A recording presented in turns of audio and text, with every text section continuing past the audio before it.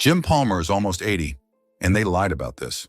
For decades, baseball fans knew Palmer as a Hall of Fame pitcher, 3 Cy Young Awards, World Series champion, the winningest pitcher in Baltimore Orioles history with 268 victories. But behind the accolades lived a different story, one that Baltimore fans knew all too well. Palmer was the golden boy of baseball, tall, handsome, and talented.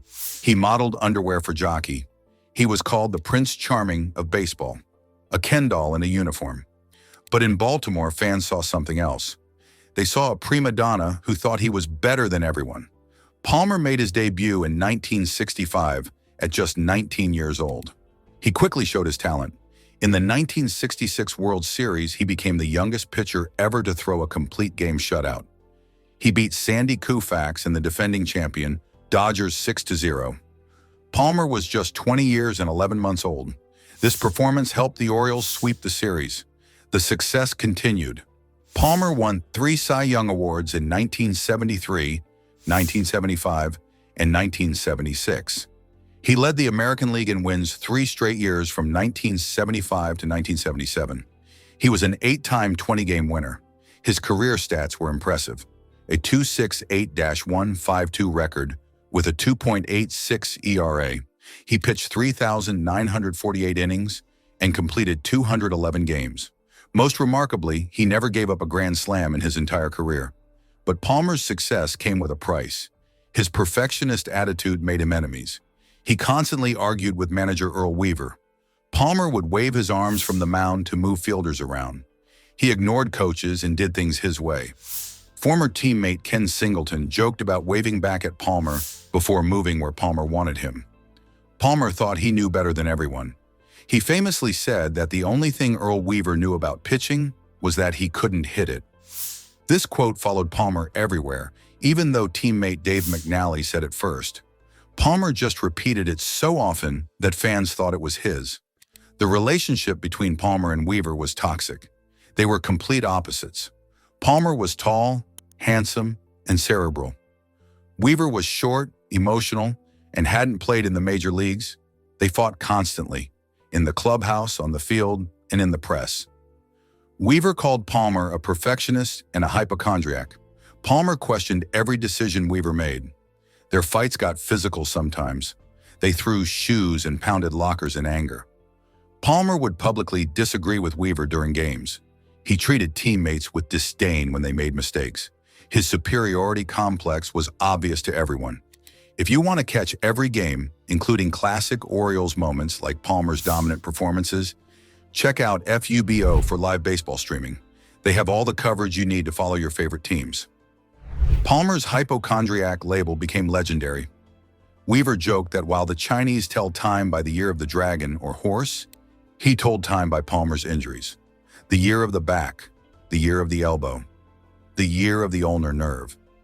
Palmer complained about aches and pains constantly, yet somehow he still pitched 300 innings per season regularly.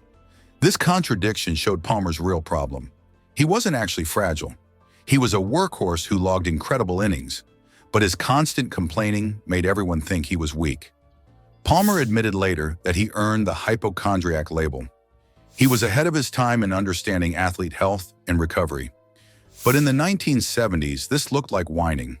Palmer's good looks and modeling career made things worse. Playing for a blue-collar manager in a blue-collar city, his finer qualities were resented. Fans saw his intelligence, good looks, and perfectionism as arrogance. A Baltimore magazine poll asked readers which player they least wanted their sons to be like. Palmer won overwhelmingly. The Orioles fans even booed Palmer at Memorial Stadium when his performance declined. His salary disputes in the mid-1970s fueled more resentment. Fans thought he cared more about money than the team. Palmer's outspoken nature made him a target. He criticized teammates publicly and questioned management decisions constantly. Baseball writer Thomas Boswell wrote a piece in Playboy called "Will the Real Jim Palmer Please Stand Up?" It highlighted how confusing Palmer's image was. Outside Baltimore, he was a sex symbol and baseball star. Inside Baltimore, he was seen as a selfish prima donna who thought he was too good for everyone.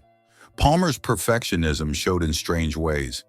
He never surrendered a grand slam in nearly 4,000 innings pitched. This wasn't luck. It showed his ability to perform under pressure. But fans focused on his complaints instead of his clutch performances. His strategic understanding of the game was remarkable. He could read hitters and situations better than most pitchers. The 1973 Cy Young Award controversy showed Palmer's complicated legacy.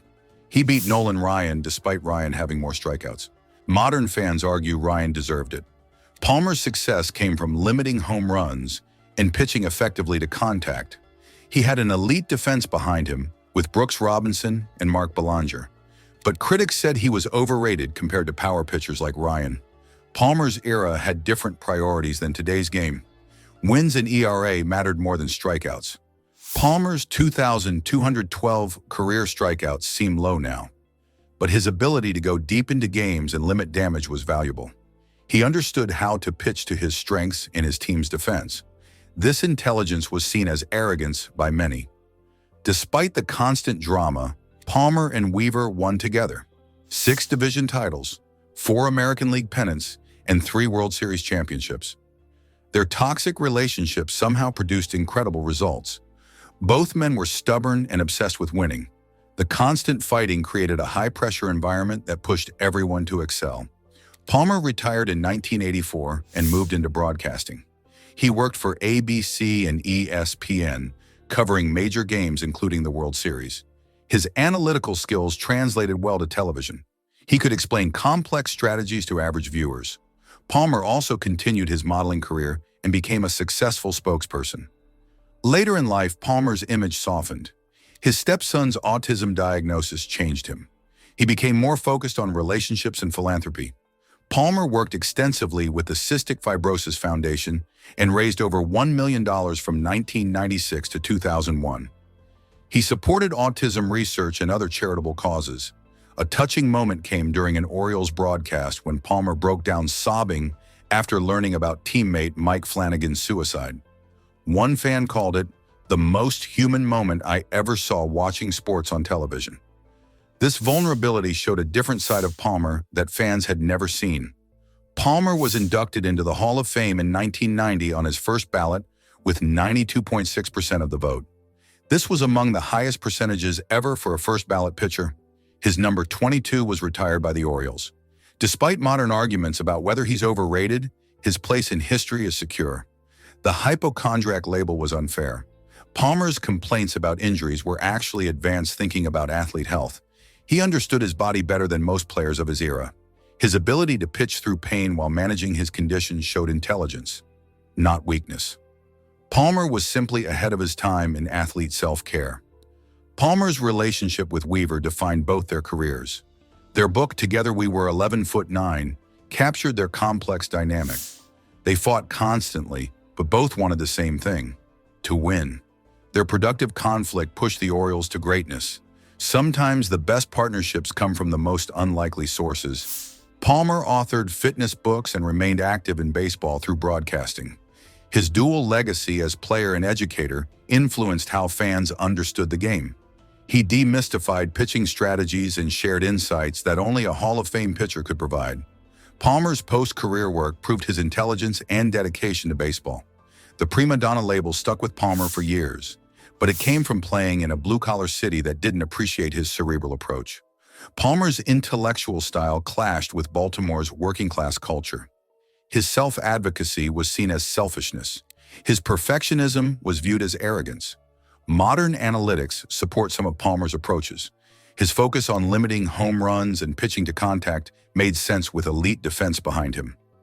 Palmer understood situational pitching better than most. His strategic mind helped him succeed despite not being the hardest thrower.